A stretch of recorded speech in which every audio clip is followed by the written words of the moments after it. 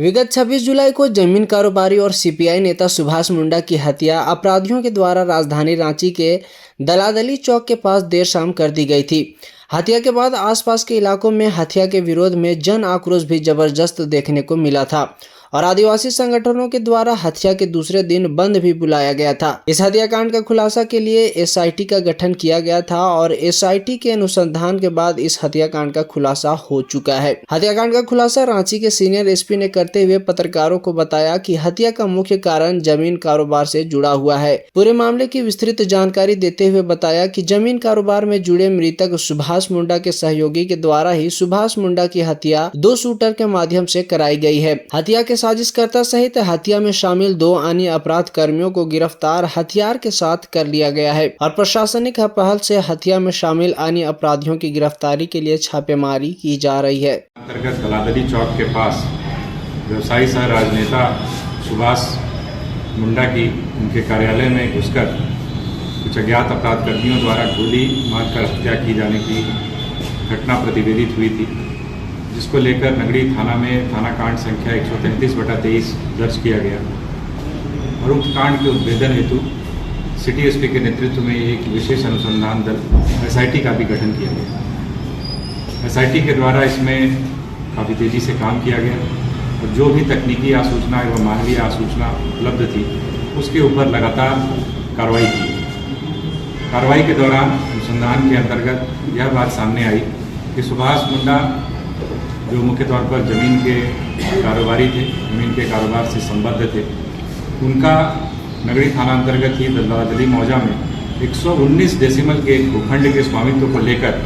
वहीं के एक और ज़मीन कारोबारी छोटू खलको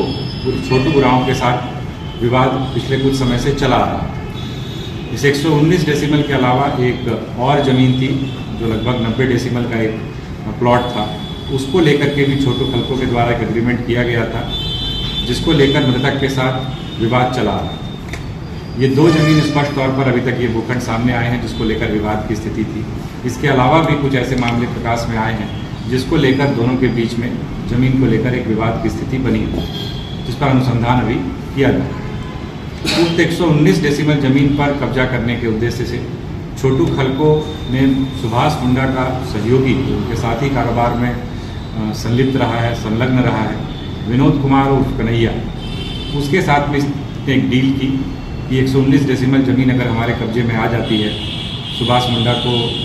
की हत्या करने के पश्चात या उसको रास्ते से हटाने के बाद, तो उस ज़मीन में हम लोग दोनों ही आधा आधा हिस्सा उसमें कर लेंगे। तो एक तरीके से इन दोनों ने ही सबसे पहले प्लान किया, जिसमें कि इसका ड्राइवर सह पार्टनर अभिजीत पाड़ी, जो छोटू खलको का ड्राइवर सह पार्टनर है, वो भी इसमें शामिल था, जिसको इस पूरे घटनाक्रम की जानकारी थी और वो भी इसमें एक तरीके से संलिप्त था। इसके पश्चात छोटू खलको और विनोद ने उसके एक करीबी कुख्यात अपराध कर्मी से संपर्क किया, जिससे यह डील हुई कि 15 लाख रुपए नकद उसे दिए जाएंगे और 10 डेसिमल ज़मीन, जो 119 डेसिमल का प्लॉट था उसमें से 10 डेसिमल ज़मीन भी उसको दी जाएगी। इसके आधार पर उस कुख्यात अपराध कर्मी के द्वारा शूटर्स के भी अरेंजमेंट किए गए और विनोद कुमार उस कन्हैया के द्वारा उक्त अपराध कर्मी को 3 लाख रुपए एवं छोटू खलको के द्वारा 1 लाख रुपए अग्रिम राशि के रूप में उपलब्ध कराया गया। छोटू खलको के द्वारा एक देसी पिस्टल भी अपराध कर्मी को उपलब्ध कराया गया, जिसका प्रयोग घटना को पारित करने के लिए हत्या के दौरान किया गया। छोटू खलको और विनोद कुमार के सहयोग से उक्त अपराध कर्मी और उसके सूत्रों द्वारा घटना स्थल का जो है वो पूर्व से ही रेकी किया गया। पहले से ही लगभग ये प्लानिंग तकरीबन 20 दिनों के पहले की है और 1 हफ्ता पहले भी इसकी रेकी की गई। घटना की 1 दिन पूर्व भी इस बात की रेकी की गई कि किस प्रकार से सुभाष मुंडा का मूवमेंट रहता है, कब वो आते जाते हैं, क्योंकि विनोद उनका करीबी भी था, इसलिए उसे मूवमेंट की पूरी जानकारी भी थी। और यह बात भी निकल करके आई है कि जब घटना ये घटित हुई है 26 तारीख की संध्या को, उसके पहले भी विनोद का उस जगह पर मूवमेंट हुआ था। वहाँ पर होने के बाद उस घटनास्थल से निकल गया था और उसी के द्वारा छोटू को इस संदर्भ में सूचना भी दी गई। उसके पश्चात इन सूत्रों के द्वारा इस घटना को अंजाम दिया गया और घटना को अंजाम देने के पश्चात छोटू खलको, विनोद कुमार, अभिजीत पाड़ी, ये सारे लोग, उसके बाद जो भी एक लॉ एंड ऑर्डर की सिचुएशन वहाँ पर उत्पन्न हुई,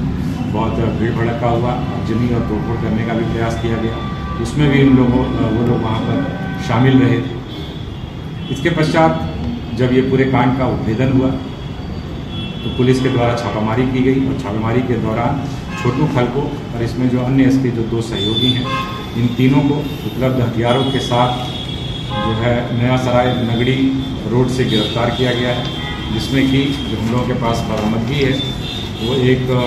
जो हत्या में प्रयुक्त 7.65 mm का एक लोडेड देसी पिस्टल है वो बरामद हुआ है। एक .22 का लोडेड रिवॉल्वर भी मिला है। एक काला रंग का पंप एक्शन शॉटगन भी मिला है और एक काला रंग का टेलीस्कोपिक लोडेड स्पोर्टिंग राइफल भी वहाँ से बरामद हुई। इसके अलावा 4 मोबाइल फ़ोन भी बरामद हुए हैं और जिस गाड़ी से ये लोग भागने के फिराक में थे वो गाड़ी भी एक टोयोटा फॉर्च्यूनर गाड़ी है, वो गाड़ी भी इनके पास से बरामद हुई है। इस प्रकार से इस पूरे कांड का खुलासा किया गया है। कुछ लोगों की गिरफ्तारी अभी शेष है, जैसा मैंने बताया। उनके लिए पुलिस लगातार विभिन्न स्थानों पर छापेमारी कर रही है और उम्मीद है कि बहुत जल्द उनकी भी गिरफ्तारी सुनिश्चित की जाएगी। उस संदर्भ में पुलिस को के पास महत्वपूर्ण जानकारी उपलब्ध है और लगातार छापेमारी